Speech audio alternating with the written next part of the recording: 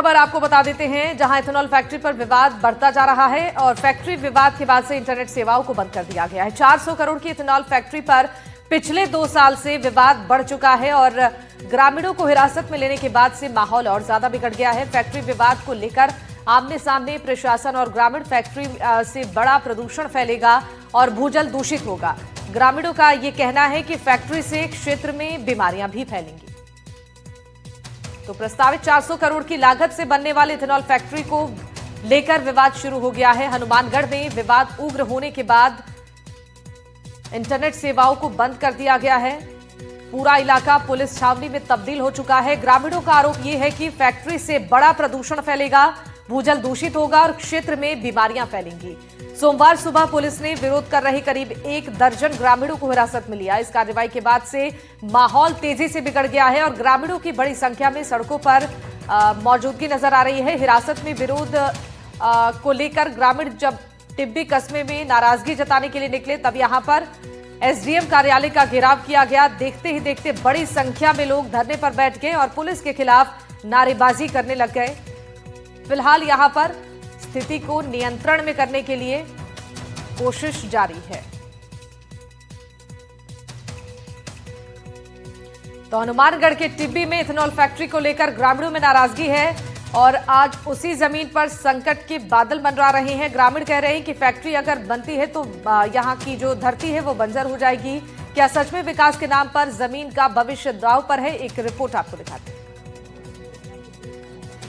हनुमानगढ़ में ग्रामीणों का हंगामा, एथेनॉल फैक्ट्री के विरोध में धरना, टिब्बी में इंटरनेट बंद, पुलिस तैनात। हनुमानगढ़ जिले के टिब्बी में एथेनॉल फैक्ट्री लगाने की तैयारी पर गांव उबल पड़ा है। किसानों का धरना और विरोध ये सिर्फ प्रदर्शन भर नहीं है, जीने की जमीन बचाने की लड़ाई है। किसानों को डर है कि फैक्ट्री के चलते भूजल स्तर गिर जाएगा, सिंचाई पर सीधा असर पड़ेगा और धीरे धीरे खेती चौपट हो जाएगी।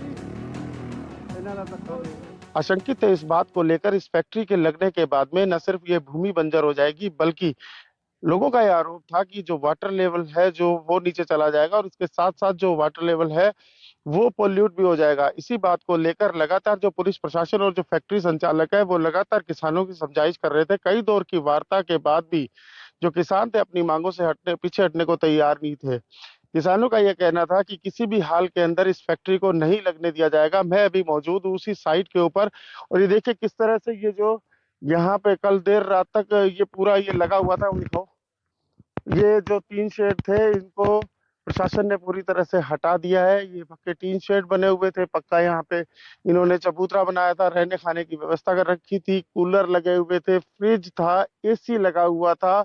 लोगों ने यहाँ पे तमाम ये प्रबंध कर रखे थे और जो किसान ग्रामीण है वो लगातार इस यहीं पर रह रहे थे और रहकर न सिर्फ खाना पीना बल्कि सोते भी यहीं थे। इसी बात को लेकर जब देर रात को प्रशासन यहाँ पहुंचा तो उसके बाद में लोगों को यहाँ से हटाया गया और लगभग 10 से ज्यादा लोगों के हिरासत में लेने की बात भी सामने आई है। ग्रामीणों का कहना है कि जिस खेत पर आज हरी फसलें लहलहाती हैं, कल वहीं फैक्ट्री का धुआं, केमिकल और गंदा पानी फैलकर पूरी जमीन को बंजर कर देगा। विरोध ਅਸੀਂ 1.5 ਸਾਲ ਤੋਂ ਕਰੀ ਜਾਂਦੇ ਆ। ਅਸੀਂ ਸਿੱਧੇ ਤੌਰ ਤੇ ਕਹਿੰਦੇ ਜਿਵੇਂ ਪੰਜਾਬੀ ਭਾਸ਼ਾ 'ਚ ਸਿੱਧਾ ਵੀ ਸਾਨੂੰ ਇਹ ਫੈਕਟਰੀ ਨਹੀਂ ਚਾਹੀਦੀ, ਸਾਡੇ ਇਹ ਨਾ ਗੱਲ 'ਚ ਹਾਰ ਪਾਓ। ਅਸੀਂ ਸ਼ਰੇਆਮ ਕਹਿ ਰਹੇ ਹਾਂ, ਜਿੱਥੇ ਵੀ ਕਿਹਾ ਸੀ ਉੱਥੇ ਵੀ ਗਏ, ਪ੍ਰਸ਼ਾਸਨ ਨੂੰ ਬਹੁਤ ਕਿਹਾ। ਹੁਣ ਪ੍ਰਸ਼ਾਸਨ ਫੈਕਟਰੀ ਪੰਜਾਬ ਦਾ ਬੰਦਾ ਹੈ, ਕੋਈ ਪੰਜਾਬ ਦੇ ਬੰਦੇ ਦੀ ਖਾਤਰ ਪੁਲਿਸ ਆਈ ਹੈ, सरकार है ये, सरकार ने पंजाब के बंदे की इतनी मदद की है। पिछले 1.5 वर्ष से जो आंदोलन किसान साथियों के द्वारा चल रहा है एथेनॉल फैक्ट्री को लेकर, प्रशासनिक व्यवस्था से बातचीत हुई, मामले को लंबा जो चला, आज भी परिस्थितियों में बातचीत चल रही थी, लेकिन उसकी मध्यस्थता के अंदर रात को 3 बजे प्रशासनिक ऐसा क्या दबाव राज्य सरकार का था कि रात को 3 बजे किसान नेताओं को उठाना पड़ा।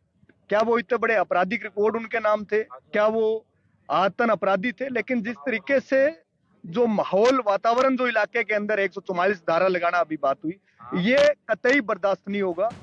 विरोध इतना बढ़ा कि प्रशासन को भारी पुलिस बल तैनात करना पड़ा।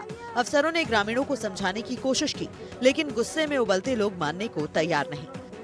पुलिस प्रशासन का ये पक्ष है कि किसानों की कई बार समझाइश की गई थी, उन्हें ये बताया गया था कि इस तरह से ये जो फैक्ट्री है ये इको फ्रेंडली फैक्ट्री है, लेकिन अब जब इन लोगों को यहाँ से हटाया उसके बाद से बड़ी संख्या के अंदर जो महिलाएं पुरुष है वो अब इस कार्रवाई के विरोध में अंदर जुट गई है।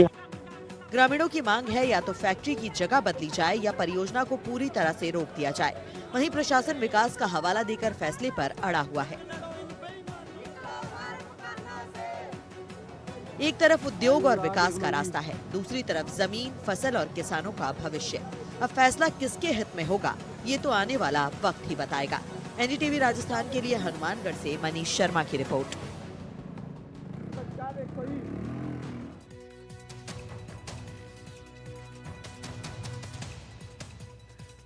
और मनीष हमारे सहयोगी इस खबर पर ज्यादा जानकारी देने के लिए लाइव जुड़ चुके हैं। मनीष, देखिए जो विवाद है वो बढ़ता ही नजर आ रहा है। कल भी हमने तस्वीरों में देखा कि कलेक्ट्रेट के बाहर ग्रामीण बड़ी संख्या में पहुंचकर प्रदर्शन कर रहे थे। क्या समझाइश का जो दौर चल रहा था उसमें कोई सफलता प्रशासन को मिल पाई है? तो बिल्कुल, ये जो पूरा प्रकरण है ये कल जो मध्य रात्रि थी, अल सुबह से ये पूरा प्रकरण शुरू हुआ, जब किसान पिछले 2 साल से लगभग ये जो फैक्ट्री के विरोध के अंदर फैक्ट्री के जो जमीन चिन्हित की गई थी वहीं पर धरना लगाकर बैठे थे और इन लोगों ने वहीं पर अपना आवास, खाना पीना सब कुछ वहीं तय कर रखा था। काफी समझाइश के बाद में, कई दौर के बाद में, जब किसान और जो ग्रामीण है वो पीछे हटने को तैयार नहीं हुए, तो आखिरकार जो प्रशासन है उन्होंने वहां पर भारी पुलिस जाब्ते के बीच में वहां से किसानों और ग्रामीणों को हटा दिया और जो उनके द्वारा जो टीन शेड और जो अन्य जो निर्माण किए गए थे उनको भी वहां से तोड़ दिया।